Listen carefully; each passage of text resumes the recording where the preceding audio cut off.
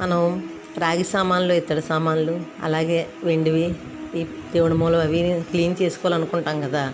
అలాంటప్పుడు ఈ నిమ్మ తొక్కలు ఉంటాయి కదా, మనం జ్యూస్ అది చేసుకున్నవి, అవన్నీ చక్కగా కొద్దిగా ఉప్పేసి ఈ ప్లాస్టిక్ డబ్బాలో పెట్టి పక్కన ఉంచితే మెత్తగా అయిపోతాయి.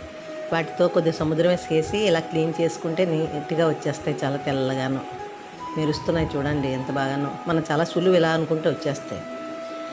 అలాగే వెండి సామాన్లు తోవాలనుకున్నా బాగానే వస్తాయి, కానీ మనము టూపేరి ఉంది కదా, ఆ లిక్విడ్ ఇది కాస్త క్లాత్లో వేసి నీట్గా ఎంత నల్లగా ఉన్న వెండి సామాన్లు అయినాను దీంతో చక్క ఇలాగంటే తెల్లగా వచ్చేస్తున్నాయి. కొత్తవి షాప్లో కొన్నట్టే ఉన్నాయి, నీట్గా వచ్చేస్తున్నాయి.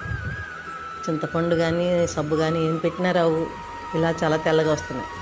నేను అమ్మవారి పూజకి అన్నీ ఇలా క్లీన్ చేసుకుంటున్నాను. ఈరోజు శనివారం కదా, అమావాస్య ముందే క్లీన్ చేసుకొని పెట్టుకుంటున్నాను. మీరు అలా చేసుకుంటారని చూపిస్తున్నాను.